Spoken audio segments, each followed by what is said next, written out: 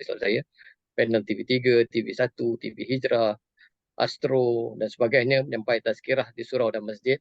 Sekarang kita langsung daripada Pasir Mas.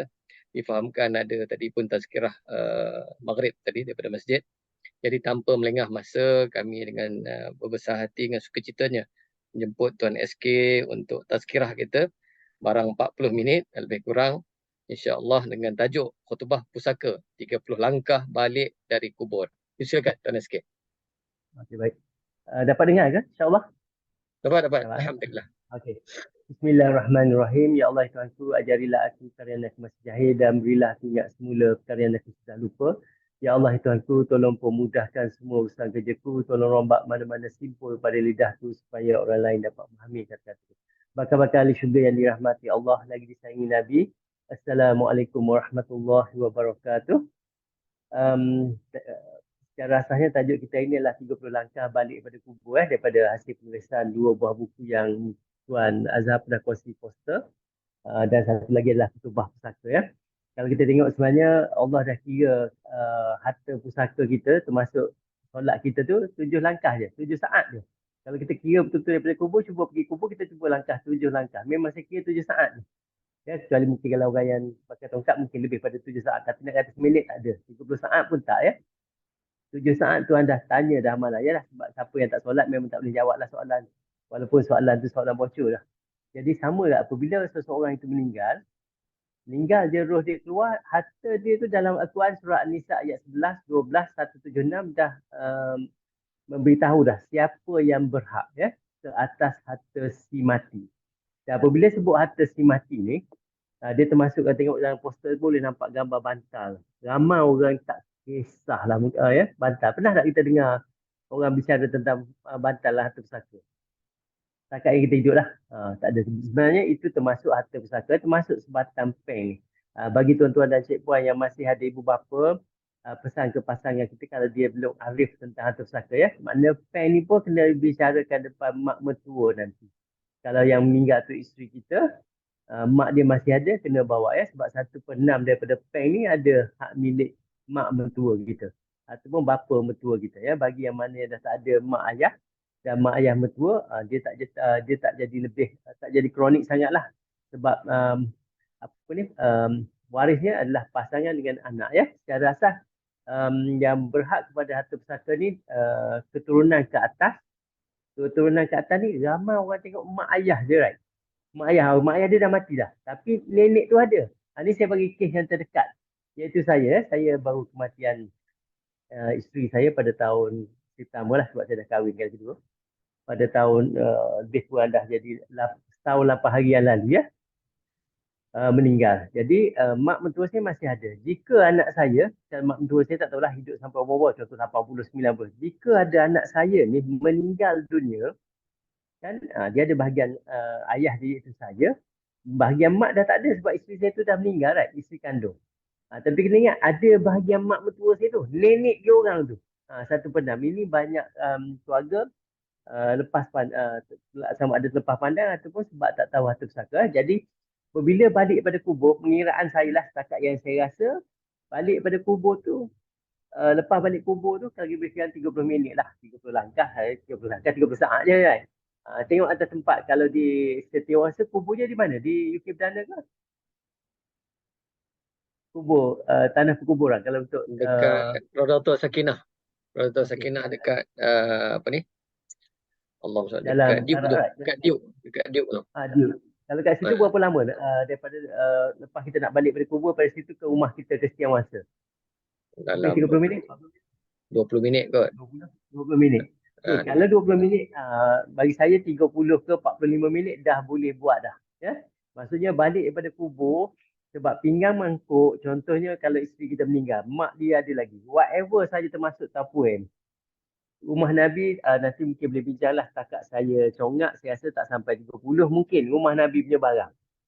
Sebab tapuan ni memang tak ada, jam tak ada. Kita saja kat badan kita, setiap silat hari bulan pun dah lebih 10 barang yang ada, cermin mata lagi right.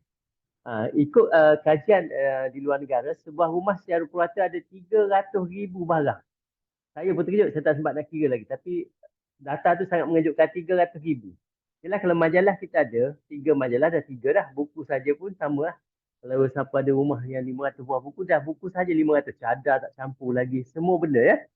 Jadi semua tu akan jadi harta pusaka si mati. Okey. Siapakah pemilik ni secara salah? Nampak ke Tuan Haji Azhar? Secara asas, nampak ke? Tak berapa. Saya pun, okey. Secara asas tak apa saya buat. Secara asas apabila berlaku kematian, mak ayah kandung si mati, pasangan si mati yang sah dengan anak-anak apa kandung. Anak tiri tak dapat anak luar nikah ni, jika ayah so-called ayah tu meninggal memang tak dapat. Tapi kalau mak kandung dia meninggal, dia tetap dapat walaupun anak luar nikah. Anak derhaka ni banyak ni. Macam saya kat Radio Weekend dulu ada seorang call. Ya tuan, mak saya dah pesan, jangan bagi kat abang 1 sen pun, mak tak halal.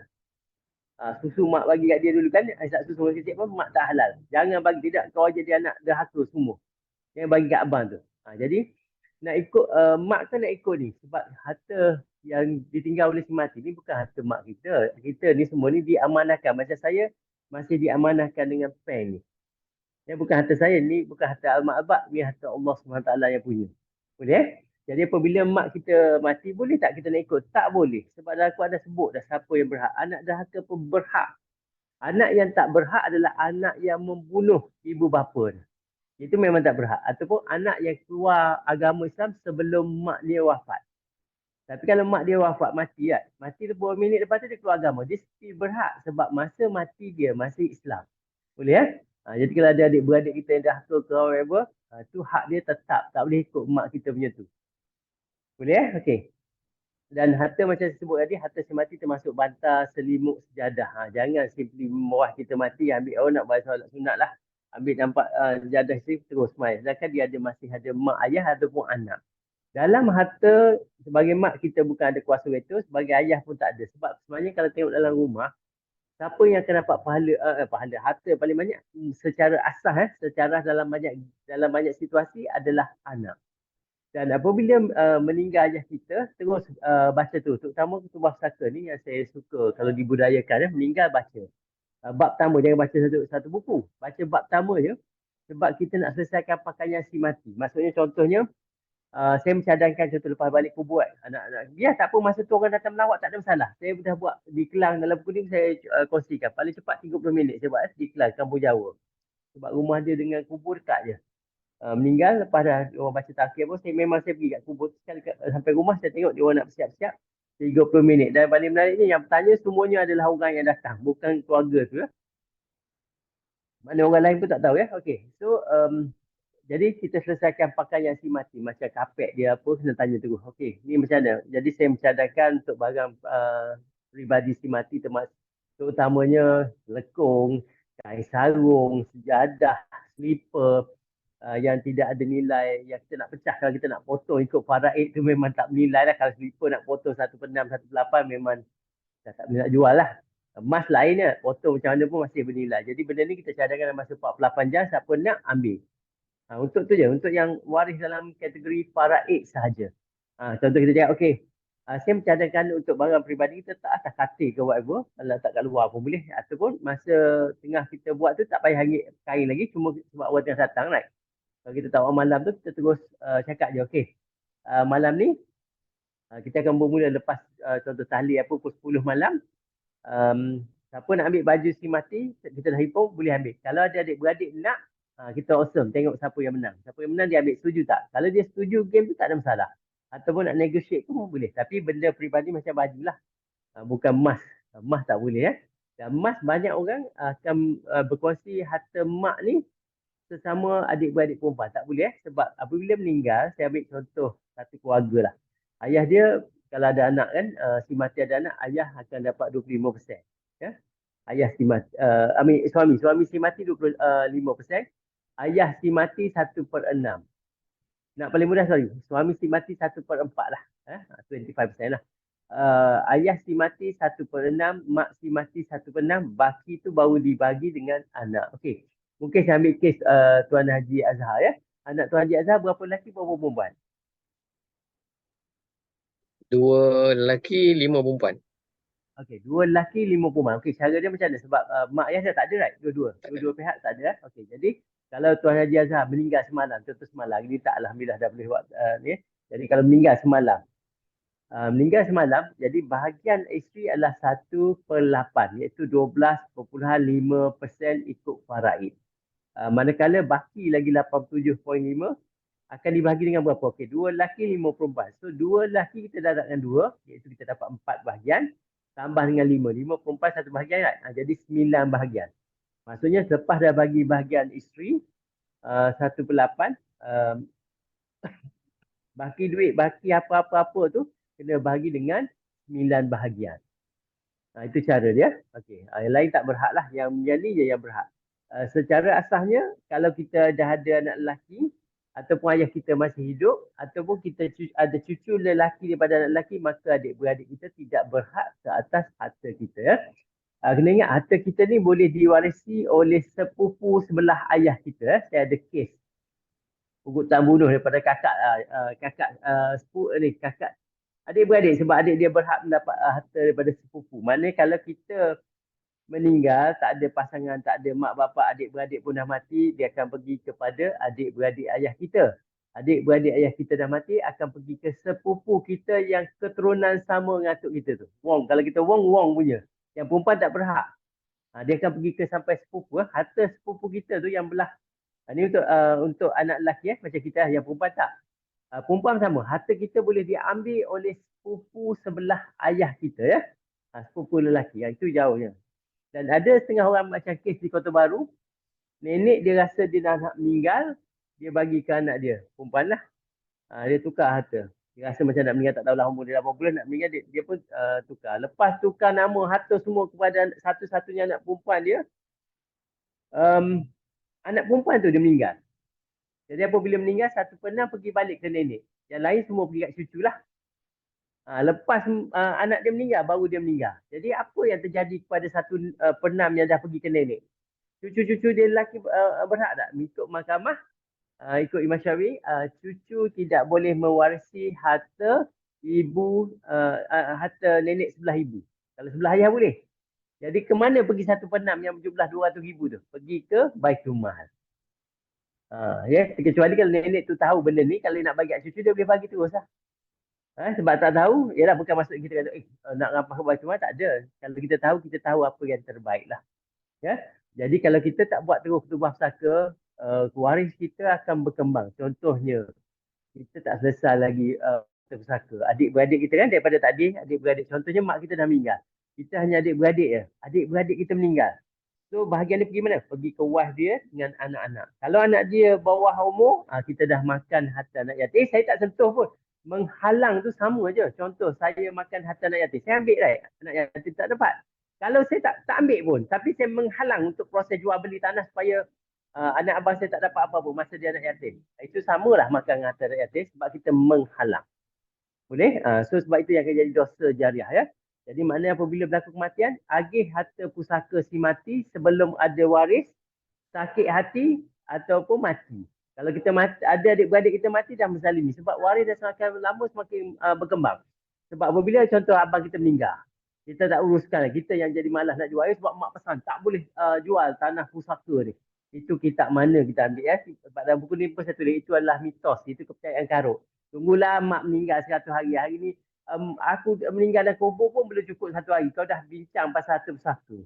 Tunggulah hingga 100 hari. Itu kepercayaan karut. Tak ada Islam. Ikut Islam, balik pada kubur bagi saya dah kena bagi dah. Itu sebab yang salah seorang penulis ni, sebenarnya pembaca buku saya dulu. Amin ni, atuk dia. Masa atuk nenek dia meninggal, saya yang buat. Bila atuk belah ayah dia meninggal, dia yang buat. Dikepung. Masa tu PKP, balik kubur dia tanya nak bicara ketua pusaka. Nak. Sebab dia tahu adik ayah dia seorang tu miskin sangat. Datang untuk malih kematian tu pun buta duit orang. So bila tanya atuk ni ada berapa? Duit 5,000. Okey. Terus kira pusaka. Terus dia bagi terus on the spot. Dan lepas habis 30 minit, dia kata atuk tak ada apa sebab dah duduk rumah anak ya. Bergilir duduk rumah anak je. Dah more than 10 years duduk dengan anak dah. Sebab dia meninggal pun naik situ. So ada hutang orang? Tak ada semua. Ada hutang puasa? Tak ada dah. Okey, tak ada semua. Pergi haji pun dah. So duit 5,000 tu dia kira terus pecahan faraid dah bagi terus. Jadi maknanya balik pada kubur tu dah selesai terus.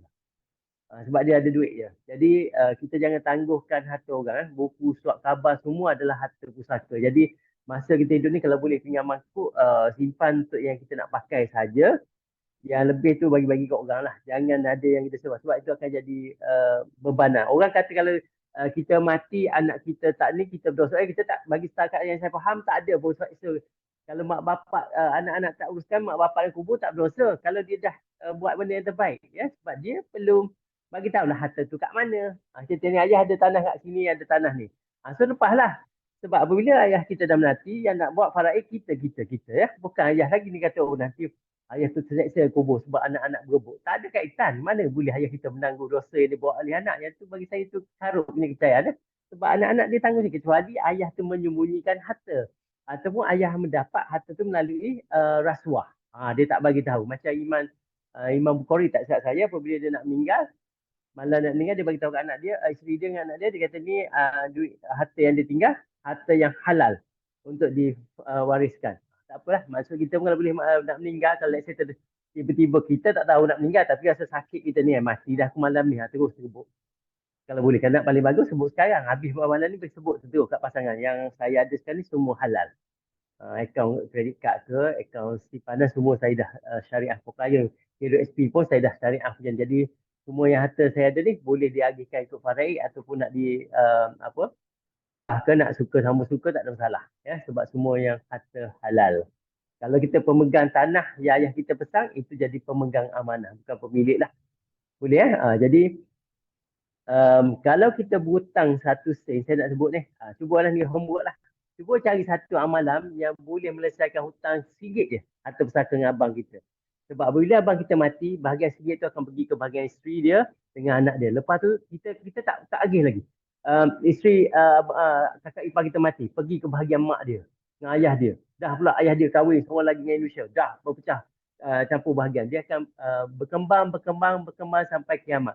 Kalau keturunan abang ipar, abang kita tu, sampai kalau kiamat 1000 tahun lagi contoh, 300 juta kita berhutang dengan menzalimi, termasuk anak-anak yatim yang akan ada sepanjang tu. So bagi saya tak ada. Kalau dapat malam tu kau dah siap tahu pun, saya accountant, saya tak boleh nak bayar. Sebab Nabi sendiri pun tidak akan solat jenazah yang ada hutang, yang tidak ada orang nak menjelaskan kan, sebab ada 3 situasi kan. Yang pertama ada hutang, Nabi tanya ada orang nak bayar. Dia ada harta, ada, boleh bayar. Yang kedua, dia ada hutang, dia ada harta tak ada, tapi ada sahabat nak bayar. Okey, Nabi solat. Yang ketiga, dia ada hutang, dia ada harta tak ada. Ada orang nak bayar, tak ada. Nabi tak solat suruh orang lain.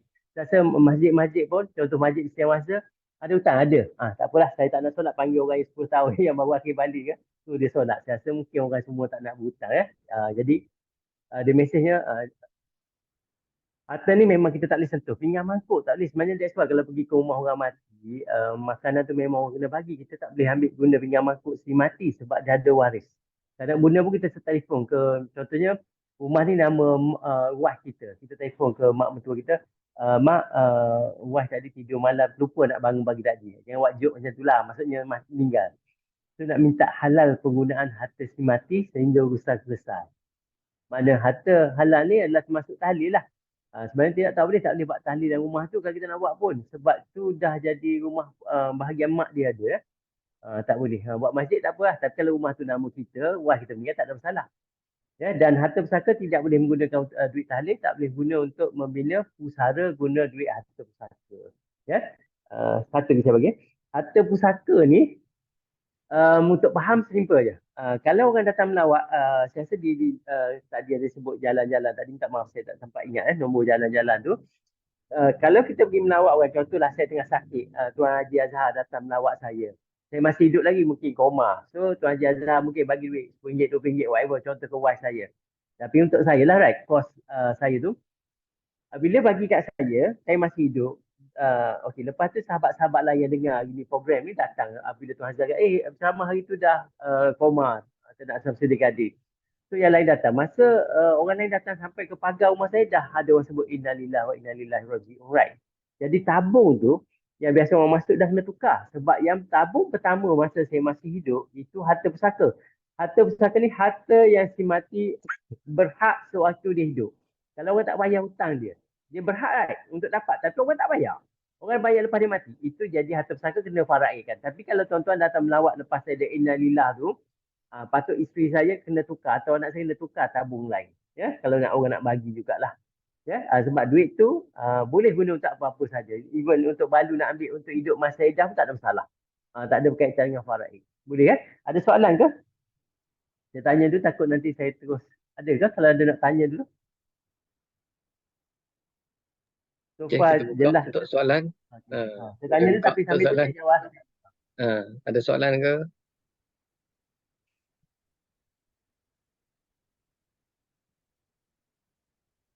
Kak Wardah ada soalan? Kak Wardah selalu tanya soalan. Ada soalan boleh tanya.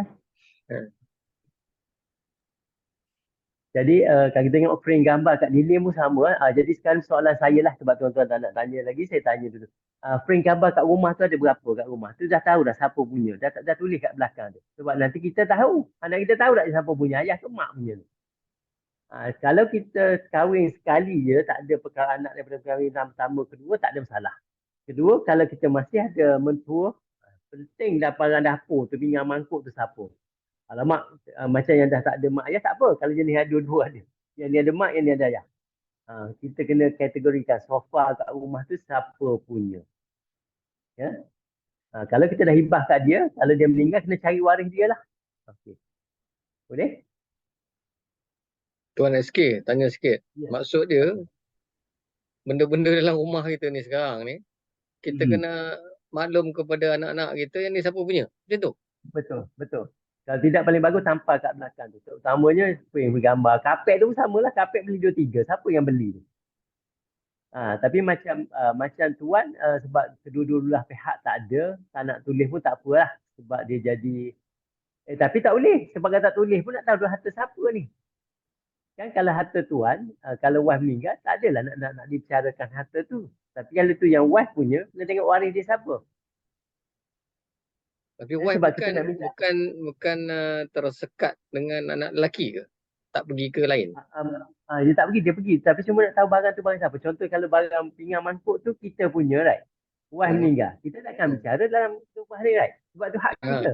Betul. Kita tak boleh ayah punya. Okay. Tapi kalau wife kita punya, kita pun tak ingat. Terasa kita punya. Itu jadi masalah, kita tak agihkan. Ada pula anak-anak kita terkasih. Kita berdosa walaupun kita ayah. Sebab tu hak dia. Okay. Jadi itulah pening juga sebab kita kan kadang-kadang aku dah bagi kat wife dah tak tahu dah. Jadi kalau boleh jangan ada banyak barang lah. Kalau tidak, kalau masa hidup ni bincang dengan suami isteri, okey ni barang tak nak bagilah ke anak kita yang memerlukan ataupun hadiah ke orang ya. Biar betul-betul ada. Kalau rumah Nabi contoh 30, cuba bincangkan, cuba tengok rumah Nabi ada berapa barang. Sebab jam tak ada, cermin mata tak ada, handphone tak ada. Banyak benda lah kita tengok, charger lagi. Kereta pun kuda lah dia ada. Kita kereta pun mungkin lebih pada satu dan sebagainya. Ya, buku. Dulu zaman dulu kan orang hafal Al-Quran dari kepala, kita ni kitab pun berapa banyak. Buku pun berapa banyak. Itu semua hak si mati. Kalau kita dah terambil barang ayah kita, contohnya kita dah mati lama. Ada ambil sejadah ke apa, kena buat tubuh saka. Tak apa, buat dalam Google Meet, baca bab pertama je. Lebih kurang 40 minit. Last kali saya buat di Bangi. 45 minit. Baca tu je sebab kita nak sebut bahagian-bahagian. Bahagian tak nak sebut kita nak minta Allah. Itu aku ada ambil ayah meninggal lepas dengan program 30 langkah balik pada kubur ni. Yelah aku tak tahu dulu. Ada ambil barang ayah. Kain sarung 2 helai. So aku nak minta Allah lah. Lepas tu aku tak ingat dah ada mungkin ada benda-benda. Jadi kita buat tu minta saling halal-mahalal sebab kita tak tahu. Cuma kalau tanah masih ada nama ayah kita, minta selesai, senang je. Siapa nak tanah ni? Tanya, kau nak? Okay.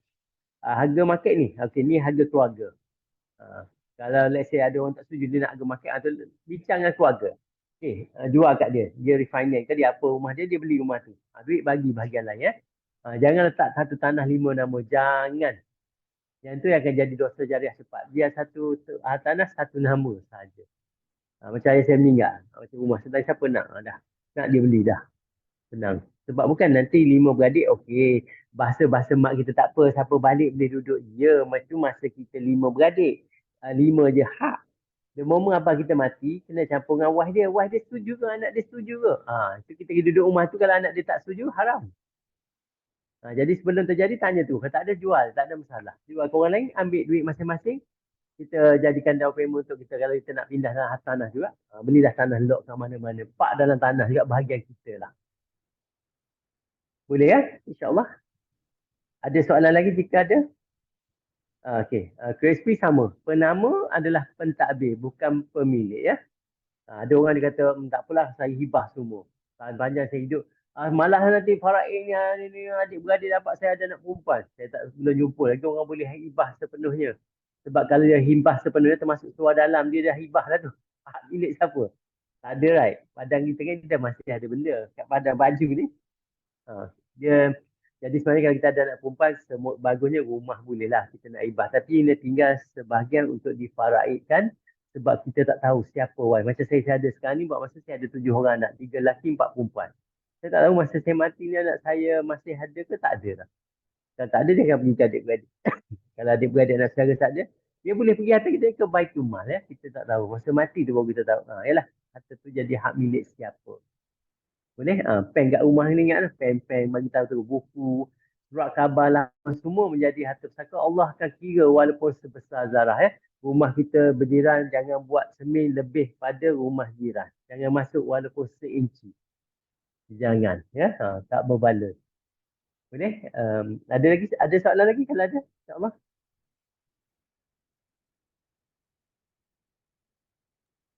Semua masih bersama saja kan? Kita semua dah bertafakur ni. Ada. Ada. Cuma ada nak tanya soalan? Tuan SK, Ya. khutbah pusaka ni sebenarnya Okay. kita nak minta dekat waris yang memang ada hak dalam harta pusaka tu. That means untuk menghalalkan untuk kita agih-agihkan lah. Tak payah nak ikut faraid ke. Macam tadi Okay, kata betul. kan, Dia baju, untuk baju. sejadah. Ya. Nak clear sikit. Nak clear sikit kat situ. Kita buat ketubah pusaka ni untuk kita mempercepatkan mengagih harta pusaka yang boleh agih lah. Macam tanah kena pergi jawab pusaka lah. Jawab pusaka kita akan beritahu siapa nak pergi, nak uruskan yang tu. Cuma yang mana ada kat rumah ni kita settle tu. Macam kan kunyit, begas, apa semua tu kena settle lah. Ni okey, ni kalau kira kita ni semua adalah pemilik faraid. Bagian ayah 25%, harta ibu ataupun mama. Kan anak-anak ni bagian. Kita dah bagi tadi 9 bahagian. Okey, cuma beras ni macam mana? Semua setuju tak kita sepakat siapa nak makan-makan. Ataupun duduk rumah ni, biarkanlah siapa mau datang makan sampai habis. Sebab benda tu kan akan expire 3 bulan right. Kunyit ke apa semua. Baju ni kalau tinggal lama pun tak boleh. Jadi kita tanya siapa nak lah. Kalau tak nak, lepas tu 48 jam. Saya selalu sebut 48 jam. Sebab biasanya anak-anak akan balik ke tempat masing-masing lah. Biasa Turki pun sekarang ni, di zaman ni, kadang lepas dah meninggal, dia balik duduk kerja, esok baru datang balik. Contoh 48 hours. Lepas 48 hours, untuk barang peribadi, contoh botol-botol ni, yang tapuai ke apa, handphone tak boleh lah. Ayah cadangkan dalam masa 48 jam, siapa nak ambil sekarang, ambil depan lah, depan-depan semua orang ada, senang. Yang mana tak nak, nanti ayah akan uruskan dengan persatuan ke apa yang nak bagi ke rumah orang miskin ke, nak bagi selipar kat surau masjid. Jadi kalau dia tak ambil tu, benda-benda yang peribadi yang kita dah kategorikan sebagai baju, telekon dan sebagainya, dah tak berdosa lah untuk waris lain nak buang ke, nak sedekah ke orang ke, nak ambil. Nak ambil lepas tu kan nak bagi, bukan nak waris dah. Bukan waris macam kaum kerabat kita yang lain. Jom ni baju kau nak tak baju ni arwah ni. Kakak sebab dah tak ada dah.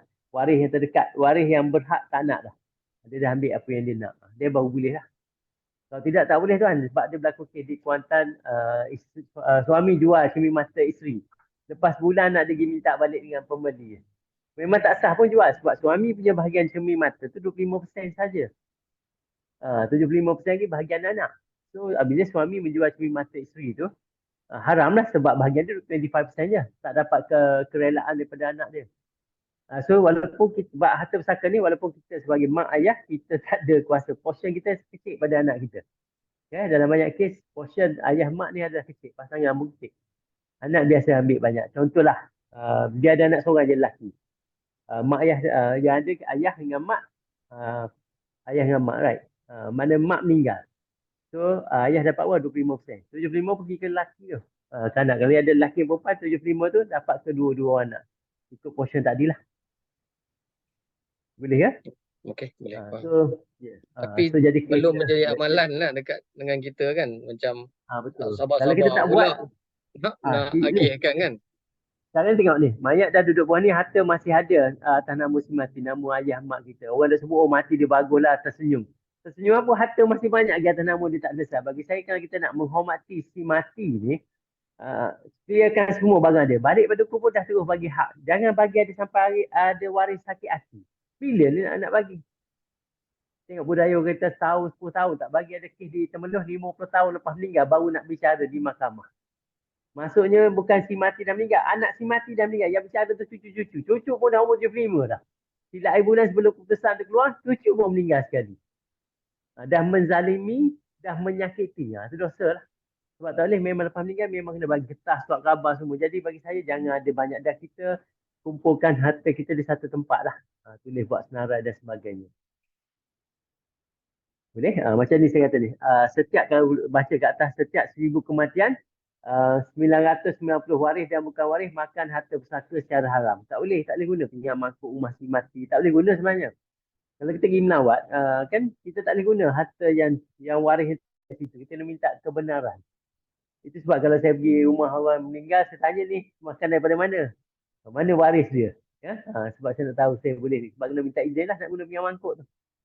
Tak guna tak boleh. Tidak, saya tak makan. Saya tak sentuh. Sebab tak boleh pinjam mangkuk rumah si mati dan menjadi hak pusaka tu yang waris-waris tu. Tak boleh wakil. Dia masing-masing ada hak tu. Boleh ya? Jadi sebelum adik-beradik kita meninggal, selesai terus kalau masih ada harta ayah mak kita, termasuk emas. Kalau dulu pernah kita bagi hadiah kat mak kita emas, hadiah tak? Mak ni hadiah Mother's Day. Apabila mak kita meninggal, kita dah tak boleh ambil sebab itu hadiah. Tapi kalau kita bagi kat mak kita ayah kita jam ke Father's Day, mak kita mak pakai dulu, ayah pakai ni apa ni? Ayah pakai dulu jam baru ni. Pakai dulu maknanya pinjam, right? Bila mereka meninggal kita boleh ambil balik. Tapi kalau kita dah bagi kat mereka hadiah, tak boleh ambil balik lah. Boleh ya? Ni kalau tuan-tuan ada bagi kereta ke anak, lepas dia pakai sekejap nampak dia bawa kereta pun okey, better decide tukar nama tu lah. Tidak nanti banyak bergaduh adik-beradik.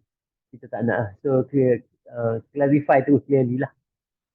Rumah pun siapa, kalau kita nak renovate crazily rumah, just prepare lah. The moment kita meninggal, rumah tu memang terpaksa jual. Sebab mungkin tak ada anak can afford to buy that house.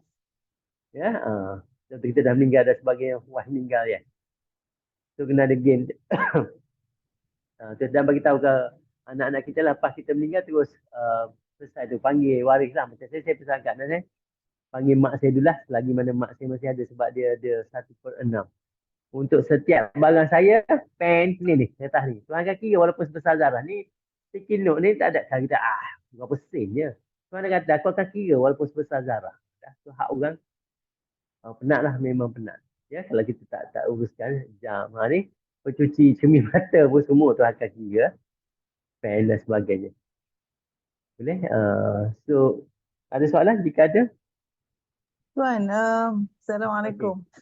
Waalaikumsalam warahmatullahi.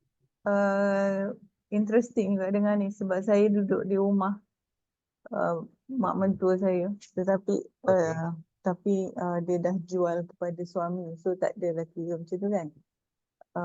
Okay, itu satu. Yang kedua, saya nak, kalau barang-barang yang kata kena difaraid tu, maknanya masa khutbah tu apa? Maknanya mesti ada persetujuan daripada mereka yang berhak untuk dapat tu. Katalah macam rumah ni kan macam banyak benda kecil-kecil lah apa semua tu kan. Jadi kalau kita dah bagi-bagikan, memang baru ni kita selepas ibu mertua saya meninggal tu memang kita bagi-bagikan lah baju-baju dia apa semua. Tapi kalau siapa yang kata tak payahlah saya yang my portion tu tak nak lah, dia kata tak apa, it's okay. So maknanya tak apalah, kita boleh get rid of those baju-baju yang orang tak nak tu kan? Macam mana? Betul. Kalau semua waris kan, contoh yang dah ambil, yang tak nak kan, sebenarnya dia tak nak lah. Dia dah get rid kan. So tak apa, tak ada isu lah. Janji semua waris tu. Kalau ada 5 orang adik-beradik kita, 5 tu kata macam tu, contoh ada yang ambil dah hai. Ni tak nak siapa tu yang saya kata bagus bagi kata tu. Ataupun kalau ada lagi, mungkin Cik Puan boleh bagi lagi another, okay. Semua ada, ada lagi kan nak? Ya, kita memang ada buat time hari tu. Baik. Kalau buat time kata ya. Oh, okay. So lepas benda tu, kira tak ambil, tak ada lah. Ya betul. Dia kena ada time tu. Cuma macam saya kata 48 hours ataupun kita sebut date, right. Sampai tarikh ni, sekarang kita hanya ada tak yang nak datang tapi tak berkesempatan. Sebab kan bos tak bagi cuti. Okey boleh. Bila you boleh? Ni, tarikh ni, okey. Lepas tarikh ni dah kira, dah tak ambil tu, kita orang nak buang ke nak apa dah ni. Tak ada masalah. Tapi kita tak buat macam tu. Kalau ada kapek yang mak kita tua kita atau mak kita punya, 40 tahun lah kita tak nak buang ke apa. Sebab kita tak minta nanya. Hak semua. Tambah ada adik-beradik yang dah putus hubungan. Itu lagi susah. So that's why apabila meninggal tu buat tu. Sebab kan masa dia datang, bagusnya masa datang sebab emosi pun, yelah kan masa mak meninggal kan, buat terus. Macam saya buat bangi tu, mak di Kebumi pagi, dia dah buat malam tu. Memang kita nampak lah. Masa saya baca tu, dia dah pegang bantam mak. Memang dia minta lah. Dia bantam mak ni di antara kat Malaysia yang mula-mula minta adalah isteri Menteri Besar Kelantan. Sebab Menteri Besar Kelantan dia minta dengan anak dia, harta pusaka yang dia nak adalah bantal dan selimut suami dia. Lepas Menteri Besar Kelantan Tuan Guru Nik Abdul Aziz meninggal dunia, lepas dah ke bumi, dua-dua itu hilang. Itu sebab orang tahu kisah tu. Ya, bantal dengan selimut arwah suami dia yang dia dah minta bagian dengan anak dia. So makna selimut apa yang suami kita punya, kasut dia ke, ada mak kan dia akan bagi kepada anak yang sesuai, right? Kau ambil lah baju ni, ayah ni, kau fit, badan kau tu fit, yang ni tak fit. Tak boleh. Sebab masing-masing berhak. Bukan equally, tengok atas portion lah. Kalau sesama wanita, equally ya, sesama anak tu. Yang lelaki, ya sebab dia double. Jadi kita sebagai mak pun tak boleh kan, tak boleh nak bagi jam ni, kau ambil lah sebab kau tak ada jam. Tak boleh.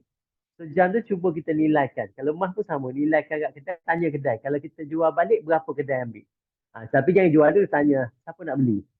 Beli, duit yang dia dapat kita pecahkan ikut faraid. Nak bagi sama rata boleh jika yang lelaki bersetuju. Macam kalau contoh Tuan Haji Azhar ni, dua lelaki anak dia. Kalau anak perempuan lain pandai teka, yang dua lelaki tu, kita bagi sama rata lah. Mak pun mengandung kau, mengandung aku sama je sakit. Boleh tak sama? Kalau yang dua lelaki tu kata okey, dia boleh bagi sama. Tak ada masalah. Muafakat tak ada masalah. Faraid ini adalah sistem yang Tuhan dah tetapkan lah. Sebab kan kalau nak buat betul-betul tak cukup, satu Quran tebal tu nak tunjuk orang. Kan ada orang dia ada adik-beradik OKU mungkin yang memerlukan lebih banyak duit. Macam saya buat baru ni di Bangi, buta. Lagilah dah tak ada rumah. Yang lain-lain semua dah ada rumah. So itulah bijaksana muafakat dengan faraid. Wallahualam. Boleh Cik Puan, insyaAllah. Boleh tapi takut lah ni. Ya betul lah. Memang Saya ceramah di mana? Di Sri Kembangan daripada radio apa. Dia kan buat rekod untuk ceramah mengajar tazkirah. Di atas lama ni saya hanya rasa bulu umur saya naik apabila ustaz cerita pasal kematian. Tapi awak tak cerita pasal mati, awak cerita pasal faraid, saya bulu umur saya naik dah. Ya betul. Memang betul. Memang tak boleh. A4 keping mutahkan kira. Memang sebesar zarah kan tak boleh nampak. Kita guna mikroskop, right? Itulah jangan terhutang. Mungkin satu penutup sebelum ni sebab tak ada. Masa saya ceramah di sebuah masjid di apa ni? Petaling Jaya. Nazir tu bagi saya ingat lagi wanita lah. Dia kata, tuan, saya beberapa hari sebelum raya itu masa tu saya ceramah lepas raya kot. Saya dengan kawan saya berjalan lah kat kedai, jumpalah biskut raya. Kawan saya tak bawa duit. Jadi dia berkenan 2-3 balang tu. Jadi saya bagi pinjam duit. Lepas 2-3 hari kawan dia meninggal. Jadi saya pergilah ke majlis tu. Jadi anak si mati kata, siapa yang ada mak saya ada butang, sila bagi tahulah kat saya bla bla bla. Lepas tu saya tanya Cik Puan tu. Masa tazkirah maghrib saya tanya, Cik Puan bagi tahu tak? Tak. Kenapa tak bagi tahu? Nanti kalau anak dia kata, ya ke makcik? Tak ada pun mana bukti. Mana ada bukti nak pinjam? Jadi habis makcik minta, Cik Puan minta tak. Habis Cik Puan halal, saya tak halal dunia dan akhirat. So dalam Islam pun dia kata, kalau kita nak berhutang dengan orang, pastikan kita bagi duit lah. Ya? Bagi cagar lah, cicir. Saya kadang-kadang kalau saya pakai cicir tu, betul-betul lah. Kalau pinjam duit orang, kau pegang tu cicir aku ni. Kalau aku meninggal, keluarga aku tak nak bayar, kau jual punya cincin ni, ambil bahagian kau, lebih bagi kat family aku. Sebab Islam surah Al-Baqarah disuruh tulis ataupun memberi cagaran, walaupun kita nak pinjam 10 sen. Tapi kalau saya tak bawa apa-apa, saya kata macam ni. Kalau family aku tak, kalau aku meninggal, make sure datang tuntutkan keluarga aku. Tapi kalau kau tak nak tuntut, kau kena halal terus. Baru aku pinjam. Dia takut jadi macam Cik Puan tadilah. Bagi pinjam duit biskut raya, tapi apabila nak pergi tutup, segan sebab tak ada hitam putih. Tapi tak halal dunia akhirat lagi tu. So dalam kini elakkanlah kita meminjam yang just for funny thing kan, macam beli biskut raya, Kecuali kita dah deal dengan Adik Clearly ataupun tulis WhatsApp, tak apa dah, bukti tu forward ke anak kita. Wallahualam. Okey, jazakallah khairan katsira kepada Tuan Samsudin Kadir. Ada satu soalan terakhir ke sebelum kita tutup? Sekarang 10.50, kita dekat terlajak pada malam ini. Kalau tak ada, insya-Allah boleh soalan dan insya-Allah apa ni mungkin saya akan share apa ni link ke untuk buku kalau siapa yang berminat yang untuk Tuan Haji, Tuan SK. Ya saya. Haji, Kak Oda nak tanya sama ada boleh ke kita rekod dan kita share recording ni? Macam mana Tuan SK, boleh ke? Kalau untuk saya tak apa, tak ada masalah, insya-Allah. Sebab Okey. untuk kawan-kawan yang tak datang boleh dengar tak? Okey, Ah. halal lah Kalau ada halal, insya-Allah. Kalau ada kawan tempat-tempat kita ada kematian kali nak waktu puasa, tuan-tuan dan cikgu nak belajar, nak tengok pun boleh, tak ada masalah. Dia ketua puasa boleh waktu buka, waris ada tengah orang datang pula. I Dia pun tak apa. see. Okey. Dia boleh. Boleh jemput Jadi tuan lah kita ya dah- datang. Boleh. Lepas tu belajar boleh baca sendiri dah. Ada setengah hari baca buku, dia course dia. Tuan, malam ni lah waktu puasa ke mak saya meninggal, boleh. Dia pun try test dengan saya, akhir dah kata lulus dah. Baca tu tak apa dah. Tak ni. Sebab dia 45 minit. Just baca je. Cuma pengiraan tak payah kira. Cakap saya ni di luar bidang saya. Pengiraan tu sikit je. Tak payah. Okey, Dia nak memastikan supaya tak ada waris menyalahguna lah. Harta kan. Guna untuk tahlil. Guna duit atas pusaka tak boleh. Jadi minta maaf banyak di atas kelemahan, kebodohan, keburukan dan kehinaan yang ada pada saya sepanjang program ini berlangsung. Jadi wabillahi taufiq wa hidayah. Assalamualaikum warahmatullahi wabarakatuh. Okay, saya nak minta izin untuk mengundurkan diri sebab guna premis kat dalam coffee house ni kat sini. Okey, baik. Jazakallah khairan katsiran kepada Tuan SK dan insya-Allah apa-apa maklumat saya akan salurkan kepada grup kita lah nanti insya-Allah. Terima kasih sekali lagi. Jadi alhamdulillah kita pun dah di program kita, sekiranya ada sebagai penutup macam biasa Tuan Haji Tarmizi ataupun Datuk Nick, ini Tuan Haji Tarmizi terkeluar tak ada kat sini pula. Datuk Nick, ini announcement ke Datuk Nick? Tak ada buat masa ni, tak ada. Terima kasih. Tak ada baik Datuk. So, kita ambil maklum yang latest coretan Datuk tentang Bonggol dan sebagainya. Jadi insya-Allah saya rasa itu saja. Mohon maaf malam ni agak panjang tapi satu topik yang penting dan saya pun terpanggil daripada orang kata apa tazkirah tadi oleh Tuan SK. Jadi insya-Allah kita doakan Allah SWT orang kata apa memberkati kita semua dan menjadikan pada malam ini sebagai amal soleh dan soleha kita. Kita tangguh program kita pada malam ini sebagaimana seperti maklum kita akan buat 2 kali sebulan dan insya-Allah next program kita mungkin pada 11 hari bulan 1 dipanjangkan usia kita 2024 insya-Allah. Jadi kita tangguh dengan tasbih kafarah dan surah. Subhanakallahumma bihamdika asyhadu an la ilaha illa anta astaghfiruka wa atubu ilaik. Bismillahirrahmanirrahim. Wal 'asr innal insana lafi khusr illa alladziina amanu wa tawassaw bil haqq wa tawassaw bis sabr. Assalamualaikum warahmatullahi wabarakatuh. Terima kasih. Waalaikumsalam. Terima kasih. Salam. Salam.